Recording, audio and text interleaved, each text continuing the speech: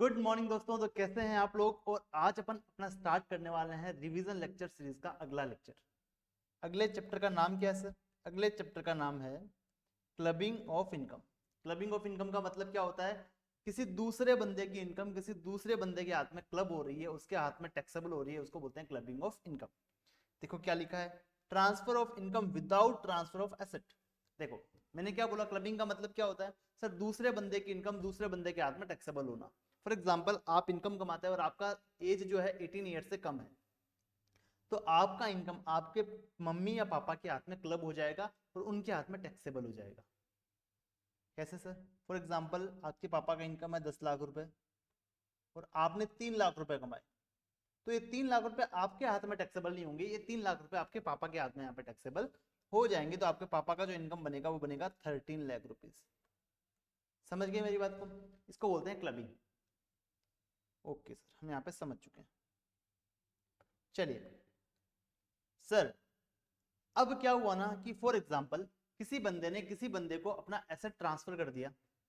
Transfer of income, sorry asset transfer नहीं किया, income transfer कर दिया। फॉर एग्जाम्पल आपके पापा है और आपकी मम्मी है, ठीक है। आपके पापा के पास एक घर है आपके शहर में जिसको रेंट पे दे रखा है आपके पापा ने, वहां से उनको रेंटल इनकम आता है। तो आपके पापा ने आपकी मम्मी को क्या बोला, एक काम करो ना, ये जो घर का रेंट आता है ना वो तुम रख लो, ये जो घर का रेंट आता है उसको तुम रख लो। एसेट तो पापा के नाम पे ही है, पर पापा ने उसका इनकम अपनी वाइफ को ट्रांसफर कर दिया। तो क्या किया है ना, इनकम ट्रांसफर किया है without transfer of asset. Asset को ट्रांसफर करे बगैर उसने इनकम को ट्रांसफर कर दिया। तो जो ट्रांसफरर है, जो आपके पापा है, उसी के हाथ में वो इनकम टैक्सेबल होने वाला है, ध्यान रखना। हाँ, चाहे जहां इनकम मम्मी को रहा है, पर टैक्सेबल आपके पापा के हाथ में ही होने वाला है। चलिए next, income arising from transfer of asset. आपको इनकम होता है एसेट को ट्रांसफर करने से।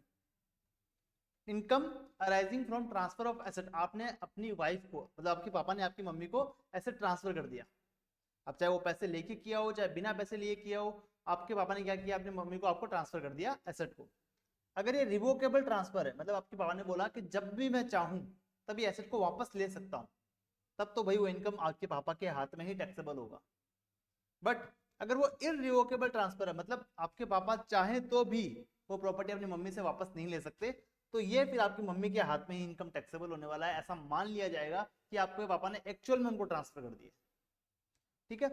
रिवोकेबल का मतलब होता है ट्रांसफर, ट्रांसफरर मतलब आपके पापा can take this property back at any time, कभी भी वो अपनी प्रॉपर्टी को वापस ले सकते हैं, उसको बोलते हैं रिवोकेबल ट्रांसफर।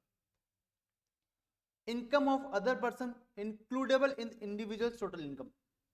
अब मेरी बात समझना, अभी अपन ने 2 पॉइंट पढ़े ऊपर। आपने इनकम को ट्रांसफर किया बिना एसेट को ट्रांसफर किए हुए, तो उसके केस में आपका जो ट्रांसफरर है, मतलब जो आपके पापा हैं, उसी के हाथ में इनकम टैक्सेबल हो जाएगा। फिर या फिर आपने एसेट को ट्रांसफर कर दिया और वो रिवोकेबल ट्रांसफर है, मतलब आप कभी भी एसेट को वापस ले सकते हो, तो वो आपके पापा के हाथ में इनकम टैक्सेबल होने वाला है। बट अगर आप उसको इरिवोकेबल ट्रांसफर, आप उसको वापस नहीं ले सकते एसेट को, तो फिर आपके मम्मी के हाथ में ही वो इनकम टैक्सेबल होने वाला है। आई होप आपको यहाँ तक क्लियर है। अब देखो क्या लिखा है, income of other person includable in the individual total income, मतलब दूसरे बंदे की इनकम आपका, जिसका आप असेसमेंट कर रहे हो, उस बंदे के हाथ में क्लब होने वाली है। किस किस केस में क्लब होगी? क्लबिंग ऑफ स्पाउस इनकम, अपने पति या फिर पत्नी की इनकम आपके हाथ में क्लब होगी, या फिर अपने बेटे की बहू, मतलब आपके बच्चे की वाइफ की इनकम आपके हाथ में क्लब होगी। किन किन कंडीशंस में होगी, क्या क्या सिचुएशन रहने वाली है, वो अपन यहाँ पे सीखने वाले हैं। सबसे पहले रेमुनरेशन मिलता है उसकी वाइफ को, remuneration to spouse from a concern, कोई एंटिटी से, in which the individual has substantial interest. Individual का उसमें सब्सटेंशियल इंटरेस्ट है। सर सब्सटेंशियल इंटरेस्ट किसको बोलते हैं? सब्सटेंशियल इंटरेस्ट का मतलब होता है, सब्सटेंशियल इंटरेस्ट मींस इंडिविजुअल और विथ देयर रिलेटिव, इंडिविजुअल खुद या फिर उनके रिलेटिव, मतलब हस्बैंड वाइफ ब्रदर सिस्टर और एनी लीनियन असेंडेंट और लीनियन डिसेंडेंट होल्ड 20% और मोर वोटिंग पावर, उनके पास 20% या उससे ज्यादा का वोटिंग पावर है। समझे मेरी बात को? 20% या उससे ज्यादा का वोटिंग पावर है उस कंसर्न में। अगर उस कंसर्न से उसकी वाइफ को या फिर उसके हस्बैंड को क्या मिलता है, रेमुनरेशन, सैलरी मिलता है, तो वो इनकम अपने इंडिविजुअल के हाथ में टैक्सेबल हो जाएगा। फॉर एग्जाम्पल आपके पापा हैं, ये आपकी मम्मी है। एक यहाँ पे एक फर्म है जिसमें आपके पापा का 20% से ज्यादा का वोटिंग पावर है, पीएसआर है पापा के पास आपका। ये फर्म क्या करती है, आपकी मम्मी को रेमुनरेशन देती है। क्यों देती है, मम्मी के पास कोई क्वालिफिकेशन नहीं है, बट उसके पापा ने यहाँ पे 20% ज्यादा वोटिंग पावर होल्ड कर रखा है, इसके लिए अपनी मम्मी को रेमुनरेशन मिलता है। तो ये जो रेमुनरेशन मिलता है ना, ये आपके पापा के हाथ में क्लब हो जाएगा और पापा के हाथ में टैक्सेबल हो जाएगा। समझ गए मेरी बात को। Second, income of spouse from A asset, किसी एसेट से आपकी स्पाउस यानी आपकी वाइफ या आपकी मम्मी को इनकम होता है, which transfer to her him for inadequate consideration. मतलब आपके पापा ने आपकी मम्मी को एसेट ट्रांसफर करा, उस एसेट से उनको इनकम हो रहा है, पर जो एसेट का कंसिडरेशन लिया आपके पापा ने वो इनएडिक्वेट है। फॉर एग्जांपल एक प्लॉट ट्रांसफर कर दिया 10 रुपए में, एडिक्वेट कंसिडरेशन थोड़ी है। तो प्लॉट ट्रांसफर किया 10 रुपए में, तो उस प्लॉट से जो भी इनकम आएगा या फिर रेंटल इनकम आएगा तो आपके पापा के हाथ में ही क्लब होने वाला है। देखो क्या लिखा है, natural love and affection do not constitute consideration. वो कंसिडरेशन नहीं माना जाता। ऐसा नहीं कि भाई प्यार के रूप में मैंने घर दे दिया, वहां से जो रेंट आ रहा है उसके हाथ में टैक्सेबल होगा, नहीं, प्यार कोई कंसिडरेशन नहीं माना जाता। Income and by investing such amount will not be clubbed. Income and by investing such amount will not be clubbed. अब क्या हुआ ना सर, आपकी मम्मी को उन्होंने घर दे दिया, ठीक है, विदाउट कंसिडरेशन या फिर इनएडिक्वेट कंसिडरेशन में, तो वहां से जो रेंट आएगा वो आपके पापा के हाथ में टैक्सेबल होगा। समझ गए मेरी बात को। अब टैक्सेबल पापा के हाथ में होगा, पर रेंट तो मम्मी के पास ही रहेगा ना। वो मम्मी ने उस रेंट को एफडी बना दिया, वहां से उसने ब्याज कमाया आपकी मम्मी ने, तो वो ब्याज का इनकम है ना आपके पापा के हाथ में टैक्सेबल नहीं होगा। मतलब इनकम से जो इनकम कमाया ना वो आपके पापा के हाथ में टैक्सेबल नहीं होगा, वो आपकी मम्मी के हाथ में टैक्सेबल होने वाला है। बट जो फर्स्ट जनरेशन इनकम होगी वो आपके पापा के हाथ में टैक्सेबल हो जाएगी। आई होप आपको यहां तक क्लियर है। Income from such asset invested in business firm then interest और इनकम विल बी क्लब्ड। देखो क्या लिखा है, अगर आपकी मम्मी को आपके पापा ने क्या किया, पैसे दे दिए, और मम्मी ने क्या किया, उस पैसे को बिजनेस में लगा दिया। मम्मी ने क्या किया, उन पैसों को बिजनेस में लगा दिया।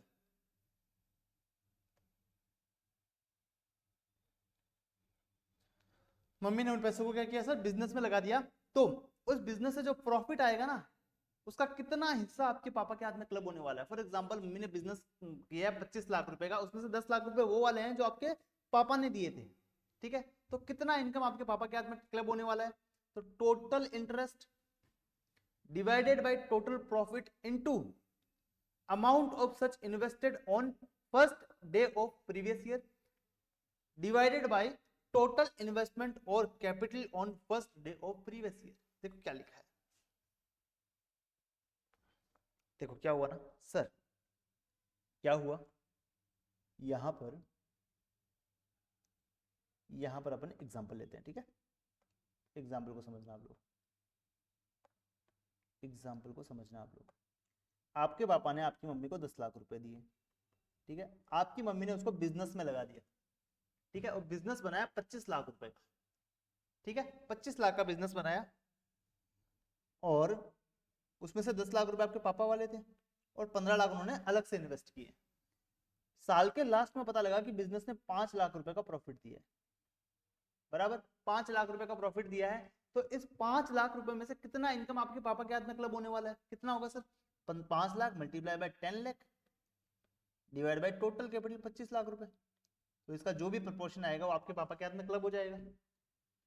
जो रिमेनिंग इनकम है वो आपकी मम्मी के हाथ में टैक्सेबल होने वाला है। सर यहाँ पे तो आपने इंटरेस्ट वर्ड भी लिखा है, इसका क्या मतलब है। अब मेरी बात समझना, मम्मी ने क्या किया ना, बिजनेस नहीं बनाया, मम्मी ने वो 10 लाख रुपए तो साथ में रखे ही, साथ में अपने 20 लाख रुपए और बना के 30 लाख रुपए किसी को ब्याज पे दे दिए, इंटरेस्ट पे दे दिए। तो वहां से उनको इंटरेस्ट इनकम आ रहा है। तो कितना इंटरेस्ट इनकम आपके पापा के हाथ में टैक्सेबल होगा, सिंपल सा है ना यार, 10 लाख रुपए पापा वाले और यहाँ पे मम्मी ने टोटल 30 लाख रुपए दिए हैं, तो उसको डिवाइड कर दोगे आप 30 लाख रुपीज से। और फॉर एग्जाम्पल आपका ब्याज का इनकम 5 लाख रुपए आया है, आपका निकल जाएगा कितना इनकम आपके पापा के हाथ में क्लब होने वाला है। आई होप आपको यहाँ तक क्लियर है, आई होप आपको यहाँ तक क्लियर है। चलिए next, income from asset which transferred to third party for benefit of spouse. Income of asset which transfer to third party for benefit of spouse. पापा ने क्या किया ना, डायरेक्टली अपनी पत्नी को पैसा नहीं दिया, उन्होंने किसी और बंदे को पैसा दे दिया कि भाई मेरे वाइफ के बेनिफिट के लिए तेरे को पैसा दे रहा हूं, इसका काम करना, जो इसका इनकम आए ना वो मेरी वाइफ को दे देना। समझ गए मेरी बात को। तो वो भी इनकम आपके पापा के हाथ में ही टैक्सेबल होने वाला है। आई होप आपको यहां तक क्लियर है। समझे? यस सर हम समझ चुके हैं, यस सर हम समझ चुके हैं। चलिए सर, यहाँ पे जो स्पाउस लिखा ना यहाँ पे और यहाँ पे, ये दो मैंने हैशटैग मारे हैं, इसमें अगर बच्चे की वाइफ के बेनिफिट के लिए या फिर बच्चे की वाइफ को प्रॉपर्टी ट्रांसफर किया है ना, तो उसका इनकम भी आपके पापा के हाथ में क्लब होगा जिसने उनको गिफ्ट दिया है। समझे मेरी बात को? ये सर हम समझ चुके हैं। ऐसा नहीं होगा कि यार बच्चे की वाइफ को पापा ने विदाउट कंसिडरेशन या इनएडिक्वेट कंसिडरेशन में प्रॉपर्टी दे दिया, उसका इनकम उसके हस्बैंड यानी कि उसके बेटे के हाथ में टैक्सेबल हो जाएगा। नहीं, प्रॉपर्टी किसने दिया? पापा ने दिया, तो पापा के हाथ में इनकम क्लब होने वाला है। चलिए नेक्स्ट सर, ये जो अपन ने सबसे पहले डिस्कस किया था, अगर छोटा बच्चा पैसा कमाता है तो उसकी मम्मी या पापा के हाथ में उसका इनकम टैक्सेबल होगा। तो इसकी बात करते हैं clubbing of minor child income, मतलब 18 साल से छोटा बच्चा है वो इनकम कमा रहा है, तो उसका इनकम कैसे टैक्सेबल होगा? Income of minor child included in the income of parents, parent के हाथ में इनकम क्लब होगा। कौन से पेरेंट के हाथ में? मम्मी या पापा, किसके हाथ में टैक्सेबल होगा? उस पेरेंट के हाथ में क्लब होगा जिसका टोटल इनकम ज्यादा है। फॉर एग्जाम्पल, आपकी मम्मी कमाती है 15 लाख रुपए, आपके पापा कमाते हैं 12 लाख रुपए, तो आपकी मम्मी के हाथ में आपका इनकम क्लब होने वाला है। समझ गए मेरी बात को? Income of minor child taxable in hands of minor child. देखो, माइनर चाइल्ड का इनकम माइनर चाइल्ड के ही हाथ में टैक्सेबल होगा if he earn income by manual work और activity involving skill, talent, specialized knowledge और एक्सपीरियंस और minor child suffering any disability under section 80U। क्या लिखा है सर? माइनर चाइल्ड का इनकम माइनर चाइल्ड के हाथ में ही टैक्सेबल होगा। माइनर चाइल्ड का इनकम माइनर चाइल्ड के हाथ में ही टैक्सेबल होगा। बट अगर माइनर चाइल्ड क्या करता है, मैनुअल वर्क करके पैसा कमाता है या फिर ऐसा कोई काम करता है इसमें उसका स्किल इन्वॉल्व है, टैलेंट इन्वॉल्व है, स्पेशलाइजेशन इन्वॉल्व है, नॉलेज इन्वॉल्व है, एक्सपीरियंस इन्वॉल्व है, या फिर वो बंदा डिसेबल है 80U वाले सेक्शन के रिगार्डिंग, तो उसका इनकम उसके हाथ में ही टैक्सेबल होने वाला है, फिर उसका इनकम पेरेंट्स के हाथ में क्लब नहीं होगा। Clubbing of minor child income is done with the one parent, it will continue to the club with that parent, only AO can change if he think so. क्या लिखा है sir यहाँ पे? ऐसा लिखा है कि सर जिस पेरेंट्स के हाथ में आपका इनकम क्लब होना स्टार्ट हो गया, फिर आपका उसी पेरेंट के हाथ में क्लब होना लगा रहेगा अगले सालों तक। ऐसा नहीं है कि इस साल में आपका मम्मी का इनकम 15 लाख रुपए है और आपका पापा का इनकम 12 लाख रुपए, तो आपकी मम्मी के हाथ में आपका इनकम क्लब हो रहा है। अगले साल में क्या होना, आपका मम्मी का इनकम 10 लाख रुपए, आपका पापा का इनकम 20 लाख रुपए, फिर भी आपका इनकम मम्मी के हाथ में ही क्लब होगा। समझ गए? अगर असेसिंग ऑफिसर चाहे तो वो कह सकता है अभी पापा के हाथ में क्लब करो, तो आपको करना पड़ेगा। अदरवाइज अगर कुछ भी ना लिखा हो या कुछ भी ना कह रखा हो आपको, तो आपको मम्मी के हाथ में इनकम को क्लब करते रहना है। If marriage of parent does not subsist, अगर आपके मम्मी पापा अलग अलग हो जाते हैं, income will be clubbed in the hands of such parent who maintain such child in that particular previous year. मतलब अगर आपके मम्मी और पापा का डाइवर्स हो गया, तो आपका इनकम किस पेरेंट के हाथ में क्लब होगा? उस पेरेंट के हाथ में क्लब होगा जो आपका रख रखाव करते हैं, आपको मेंटेन करते हैं। ठीक है, चलिए। Clubbing provision also be applicable in case of minor married daughter, अगर आपकी बच्ची है जो 18 साल से कम है, जिसका आपने शादी करवा दिया, उसके केस में भी आपके क्लबिंग के प्रोविजन लगने वाले हैं। सर बच्चे का इनकम जब भी आपके हाथ में क्लब होगा ना, तो आपको 1500 रुपए का एग्जाम्पशन मिलेगा पर चाइल्ड। फॉर एग्जाम्पल, आपका इनकम है सर 8 लाख रुपए और आपके बच्चे का इनकम है 2 लाख रुपए जो आपके हाथ में क्लब होने वाला है, तो 2 लाख में से आपको 1500 रुपए का एग्जाम्पशन मिल जाएगा। ओनली 1,98,500 ही आपके हाथ में क्लब होने वाला है। आई होप आपको यहाँ तक क्लियर है, आई होप आपको यहाँ तक क्लियर है। चलो सर, अगला पॉइंट आता है क्रॉस ट्रांसफर। अगला पॉइंट क्या है सर? Cross transfer. ये क्रॉस ट्रांसफर क्या होता है सर?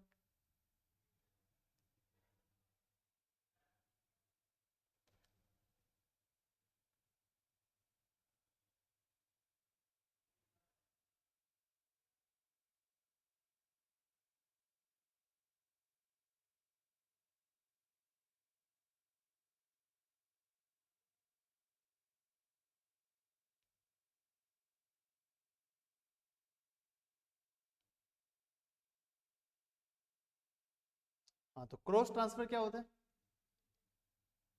तो यहाँ पे सब लोगों को पता लग गया कि सर अगर हम अपनी वाइफ को कुछ भी ऐसे ट्रांसफर करेंगे या कुछ इनकम ट्रांसफर करेंगे, तो वो हमारे हाथ में क्लब होने वाली है। तो मिस्टर आर ने क्या किया पता है? मिसिस ए को बोला, मिस्टर ए को बोला कि मैं तेरी वाइफ को गिफ्ट करता हूँ।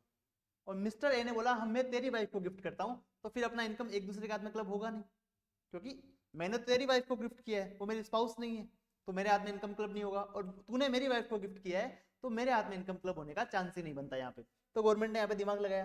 अगर आप क्रॉस ट्रांसफर करते हो, क्रॉस ट्रांसफर में जो अमाउंट आप दोनों का मैच होता है, मतलब मिस्टर ए ने मिसिज आर को 10 लाख रुपए गिफ्ट किए और मिस्टर आर ने मिसिज ए को 12 लाख रुपए गिफ्ट किए, तो इसमें कॉमन क्या है? कॉमन एसेट 10 लाख रुपए, इन दोनों में कॉमन एसेट 10 लाख रुपीज। तो इस 10 लाख रुपए का जो इनकम आएगा ना, वो आपका दोनों के हाथ में क्लब हो जाएगा। देखो क्या लिखा है, तो इन दोनों का इनकम कितना कितना हो रहा है सर? इसका इंटरेस्ट का इनकम हो रहा है 50,000 और इसका इंटरेस्ट का इनकम हो रहा है 60,000। इसमें कॉमन क्या है सर? इसमें कॉमन है 50,000। इसमें कॉमन कितना है सर? इसमें कॉमन है 50,000। तो 50,000 का इनकम मिस्टर आर का मिसिज आर का मिस्टर आर के हाथ में क्लब हो जाएगा और 50,000 का इनकम मिसिज ए का मिस्टर ए के हाथ में क्लब हो जाएगा। और जो 10,000 का जो इनकम बच गया एक्सेस वाला, वो मिसिज ए के हाथ में टैक्सेबल होने वाला है। समझ गए मेरी बात को? जो कॉमन इनकम है ना, वो अपने अपने हस्बैंड के हाथ में क्लब हो जाएगा और जो एक्स्ट्रा इनकम एक के पास बच गया, वो उसी के हाथ में यहाँ पे टैक्सेबल होने वाला है। देखो क्या लिखा है, cross amount match is rupees 50,000, then 50,000 interest of Mrs R clubbed in hands of Mr R और 50,000 interest of Mrs A clubbed in the hands of Mr A. Clubbing provision applicable only on rupees 10 lakh. 10 lakh पे clubbing के provision लगेंगे, ये मैंने पहले बता दिया आपको। चलिए सर, अगर एचयूएफ ट्रांसफर करती है, ऐसे ट्रांसफर टू एचयूएफ, मतलब सॉरी एचयूएफ को प्रॉपर्टी ट्रांसफर करता है अपना मेंबर, तो उसके केस में क्या होगा ना, विदाउट कंसिडरेशन ट्रांसफर करता है या फिर इनएडिक्वेट कंसिडरेशन में मेंबर एचयूएफ को प्रॉपर्टी ट्रांसफर करता है, income and from such asset will be clubbed in the income of such individual. उससे जो भी इनकम आएगा ना, वो इंडिविजुअल मेंबर के हाथ में ही क्लब होने वाला है। अदर पॉइंट्स क्या दे रखे हैं? इनकम इंक्लूड्स लॉस ऑल्सो, मतलब जहां इनकम क्लब हो रहा है वहां लॉस भी क्लब होगा, ठीक है। Second generation income will not be club, ये मैंने पहले ही बताया था। अगर आपकी मम्मी को दिया है उन्होंने पैसा और वहां से बिजनेस से जो प्रॉफिट कमाया वो तो टैक्सेबल हो जाएगा, फिर जो प्रॉपर्टी दिया वहां से जो रेंट आया वो तो टैक्सेबल हो जाएगा आपके पापा के हाथ में। बस रेंट को भी अगर एफडी बना के इंटरेस्ट कमाया, वो आपकी मम्मी के हाथ में टैक्सेबल होने वाला है, क्योंकि वो आपका सेकंड जनरेशन इनकम रहेगा। एओ में serve notice of demand to transferee और ट्रांसफरर, मतलब असेसिंग ऑफिसर को डिमांड का नोटिस देना है, वो दोनों में से किसी को भी दे सकता है, वाइफ को भी दे सकता है, हस्बैंड को भी दे सकता है, मतलब ट्रांसफरर को भी दे सकता है और ट्रांसफरी को भी दे सकता है। समझे मेरी बात को? तो सर इतना सा चैप्टर था अपना क्लबिंग का चैप्टर। आई होप आपको ये चैप्टर समझ में आया। बहुत ही इजी चैप्टर है, बहुत ही स्कोरिंग चैप्टर है, एग्जाम में क्वेश्चन आता था उसका, और बहुत ही इंटरेस्टिंग है यार, इतना कोई भारी नहीं है, ठीक है। चलिए इसको वापस देख लीजिए एक बार, फटाफट से रिवीजन करिए, और रिवीजन लेक्चर आपको कैसा लगा अपने दोस्तों के साथ शेयर करिए और कमेंट करिए। और अगर आप जब लाइक करते हो ना, तो मेरे को मोटिवेशन मिलता है और आपके लिए ऐसी चीजें करने का। तो आप लाइक करिए और दोस्तों के साथ शेयर करिए। चलिए थैंक यू, बाय बाय।